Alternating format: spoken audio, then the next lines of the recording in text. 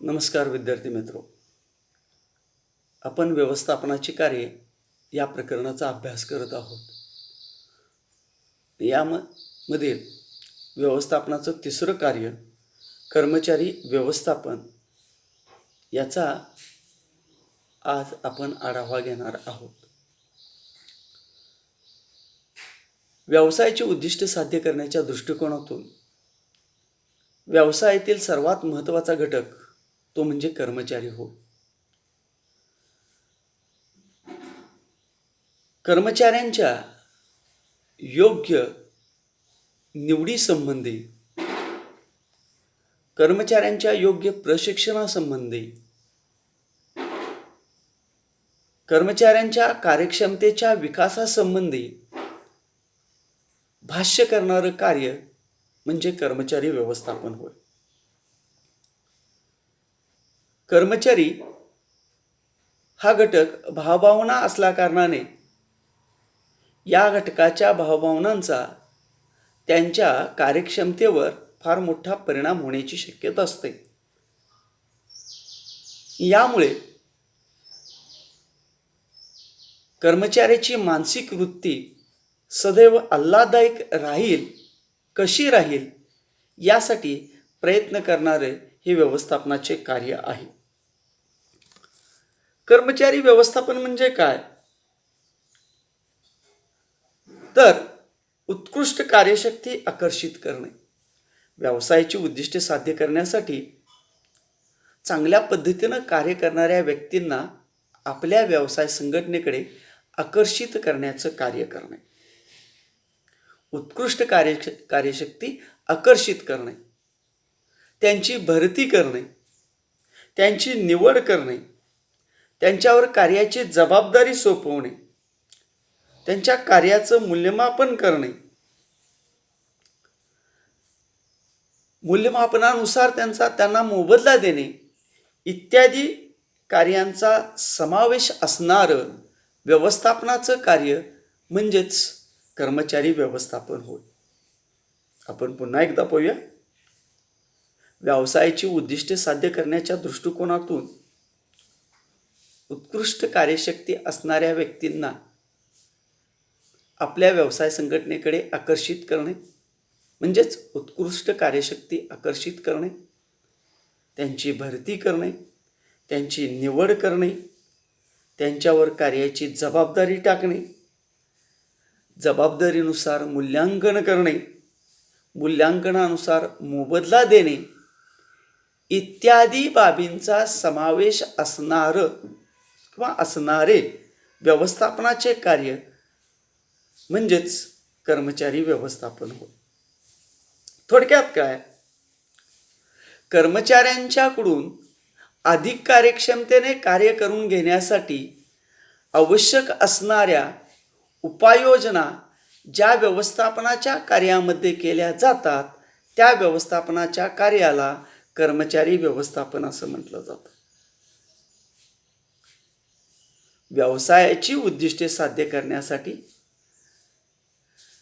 जास्तीत जास्त कार्यक्षमतेने कार्य करणाऱ्या कर्मचाऱ्यांची निवड ज्या व्यवस्थापनाच्या कार्यामध्ये केली जाते त्या कार्याला आपण कर्मचारी व्यवस्थापन असं म्हणू शकतो.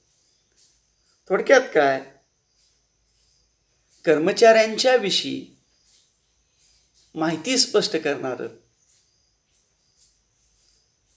व्यवस्थापनाचं कार्य किंवा कर्मचाऱ्यांची निवड कशी करावी, ते आपल्या व्यवसाय संघटनेत कसे टिकवून ठेवावेत याविषयीची माहिती स्पष्ट करणारे जे कार्य आहे त्या कार्याला आपण कर्मचारी व्यवस्थापन असं म्हणू शकतो.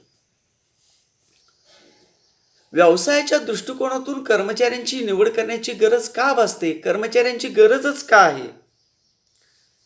कर्मचारी निवडीची गरज व्यवसायाला का भासते? तर पहा, अस्तित्वात असलेल्या व्यवसाय संघटनेमधील कर्मचाऱ्यामध्ये काही कर्मचाऱ्यांना बढती किंवा पदोन्नती दिली जाते. त्यांच्या जागी नवीन कर्मचारी नियुक्त करावा लागतो. वेळप्रसंगी कर्मचाऱ्यांची बदली होते. त्यावेळी नवीन कर्मचाऱ्याची गरज भासते.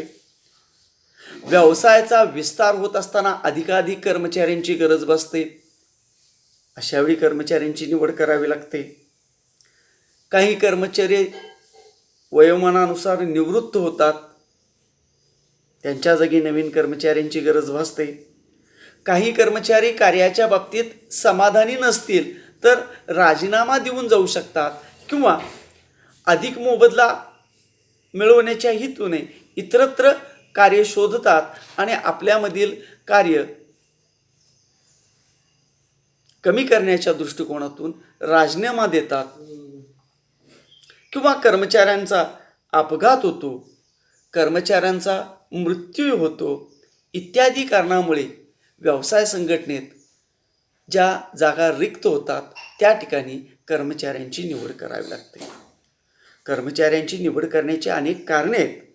पदोन्नती किंवा बढती, बदली, व्यवसायाचा विस्तार, निवृत्ती, राजीनामा, अपघात, मृत्यू अशा या विविध कारणांच्यामुळे कर्मचाऱ्यांची नियुक्ती करणं गरज भासते किंवा कर्मचाऱ्यांची जागा रिक्त होते आणि त्या ठिकाणी नवीन कर्मचाऱ्यांची नियुक्ती करणे गरजेचे दिसून येते.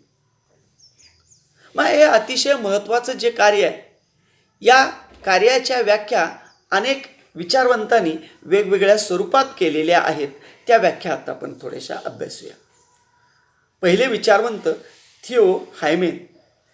थियो हायमेन हे काय म्हणतात पहा कर्मचारी व्यवस्थापन म्हणजे? त्यांच्या मते कर्मचारी व्यवस्थापन म्हणजे अधीनस्थ व्यवस्थापकांची अधीनस्थ कायमस्वरूपी व्यवसायाचं उद्दिष्ट साध्य करण्यासाठी सदैव प्रयत्नशील असणारा असा व्यवस्थापक. अधीनस्थ व्यवस्थापकांची भरती, निवड, विकास, प्रशिक्षण आणि मोबदल्याशी संबंधित कार्य. थियो हायमन म्हणतात कर्मचारी व्यवस्थापन म्हणजे काय तर अधीनस्थ व्यवस्थापन. अधीनस्थ व्यवस्थापकाची भरती करणे, निवड करणे, त्यांच्या विकासाची योजना आखणे, त्यांना प्रशिक्षण देणे आणि त्यांच्या मोबदल्याशी संबंधित कार्य करणे म्हणजे कर्मचारी व्यवस्थापन हो. आणखीन एक विचारवंत लुथर गुलिख यांच्या मते व्यवस्थापन म्हणजे कर्मचारी व्यवस्थापन हे कर्मचाऱ्यांना आणणे, व्यवसाय संघटनेत आणणे. कुठं आणायचं? व्यवसाय संघटनेत. लुथर गुलिख काय म्हणतात? कर्मचाऱ्यांना व्यवसाय संघटनेत आणणे, त्यांना प्रशिक्षण देणे आणि कामाची अनुकूल परिस्थिती टिकवून ठेवणे. लुथर गुलिख यांच्या मते कर्मचाऱ्यांना व्यवसायात आणणे, त्यांना प्रशिक्षण देणे आणि कामाची अनुकूल परिस्थिती टिकवून ठेवणे यासाठी प्रयत्न करणे म्हणजेच कर्मचारी व्यवस्थापन होय. तर एस बेंजामिन या विचारवंतांनी व्यक्त केलेले कर्मचारी व्यवस्थापनाबाबतचे मत, कर्मचारी व्यवस्थापन ही एक प्रक्रिया आहे.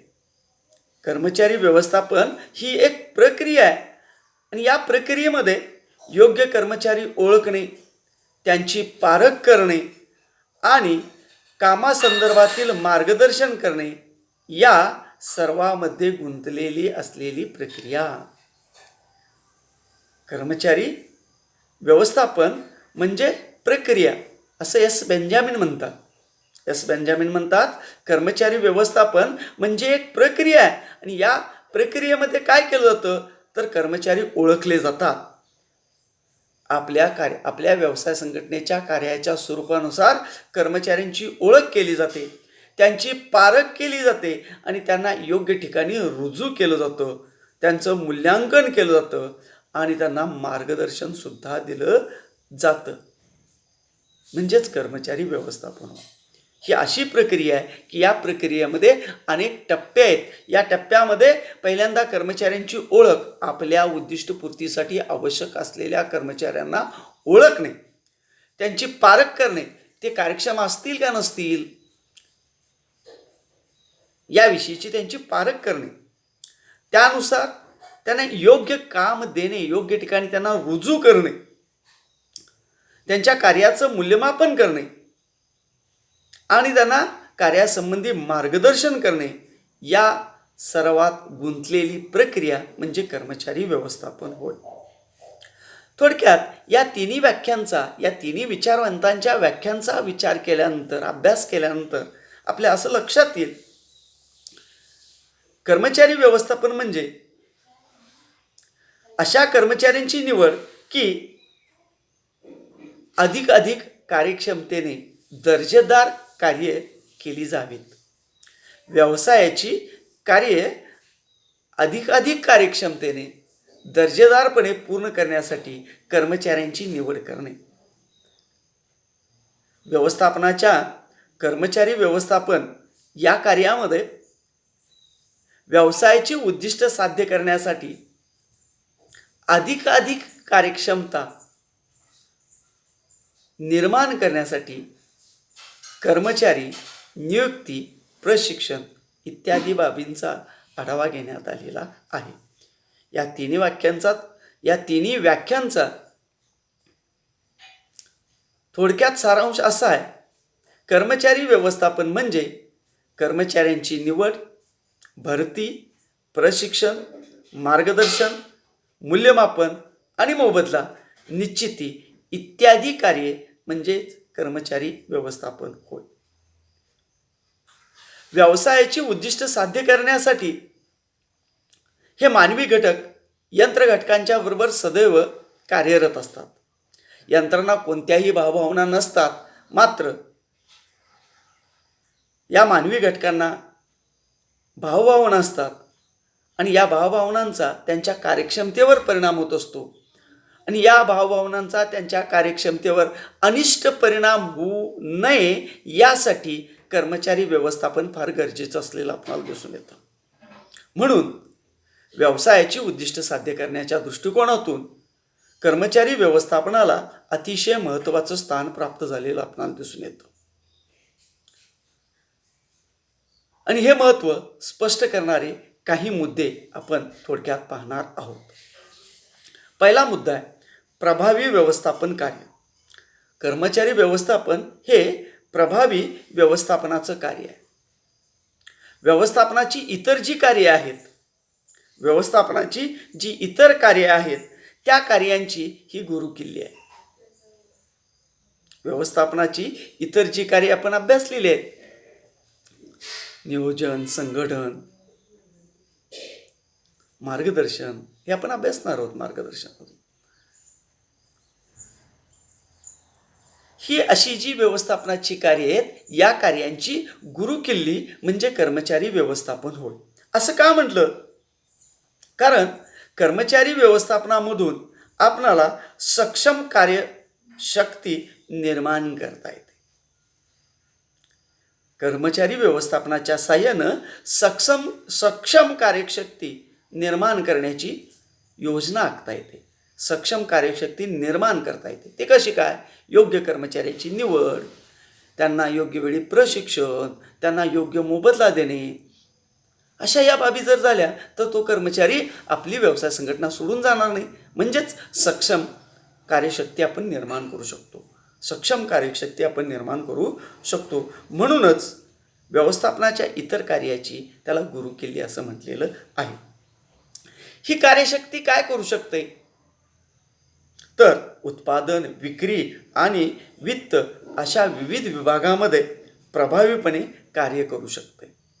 सक्षम कार्यशक्ती असेल तर व्यवसाय संघटनेचे आधारभूत जे विभाग आहेत, उत्पादन विभाग आहे, विक्री विभाग आहे आणि वित्त विभाग, हे प्रमुख आधारभूत व्यवसायाचा तंबू ज्या बांबूवर आधारित आहे तो म्हणजे उत्पादन विभाग, विक्री विभाग आणि वित्त विभाग. इतर विभाग महत्त्वाचे आहेतच, त्यापेक्षा जास्तीत जास्त विभाग कोणते महत्त्वाचे असतील तर ते उत्पादन विभाग, विक्री विभाग आणि वित्त विभाग. या तिन्ही विभागामध्ये प्रभावीपणे कार्य करण्यासाठी सक्षम कार्यशक्ती निर्माण करणं गरजेचं आहे आणि ही सक्षम कार्यशक्ती निर्माण करण्याचं साधन म्हणजेच कर्मचारी व्यवस्थापन आहे. म्हणून कर्मचारी व्यवस्थापनाला व्यवस्थापनाच्या इतर कार्याची गुरुकिल्ली असं म्हटलं जातं.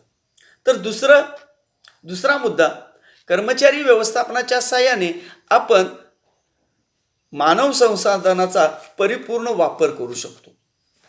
कर्मचारी व्यवस्थापनाच्या सहाय्यानं आपण मानव संसाधनाचा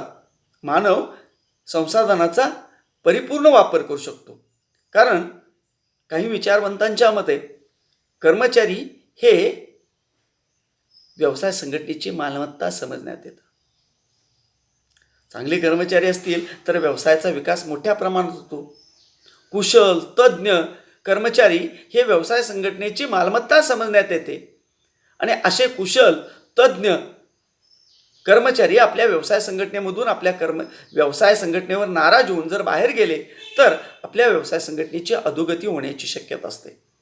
म्हणून कुशल तज्ज्ञ कर्मचाऱ्यांची नियुक्ती करण्याचं कार्य कर्मचारी व्यवस्थापनात केलं जातं. परिणामी हे कर्मचारी व्यवसाय संघटनेची उद्दिष्ट साध्य करण्यासाठी सदैव प्रयत्नशील असतात. मग हे कर्मचारी आपल्या व्यवसाय संघटनेत टिकून राहावेत यासाठी कर्मचारी व्यवस्थापनामध्ये विविध उपाययोजना केल्या जातात. यामध्ये प्रामुख्याने त्यांना वेळोवेळी प्रशिक्षण देणे, त्यांना योग्य पद्धतीचा मोबदला देणे, वेतनेतर मोबदला देणे, त्यांना बढतीच्या संधी उपलब्ध करून देणे, अशा या विविध बाबींचा विचार कर्मचारी व्यवस्थापनामध्ये केला जातो. परिणामी हे तज्ज्ञ व कुशल कर्मचारी सदैव आपल्या व्यवसाय संघटनेमध्ये कार्य करण्यास तयार राहतात, तत्पर राहतात. परिणामी मानव संसाधनाचा परिपूर्ण वापर होतो. तिसरं मुद्दा, सहसंबंध निर्माण होतात. कर्मचारी व्यवस्थापनामुळे व्यवस्थापन व कर्मचाऱ्यांच्यामध्ये चांगले सदृढ सहसंबंध निर्माण होतात. जर कर्मचारी व व्यवस्थापनात वाद निर्माण झाले तर त्याचा अनिष्ट परिणाम व्यवसाय संघटनेवर होण्याची शक्यता असते.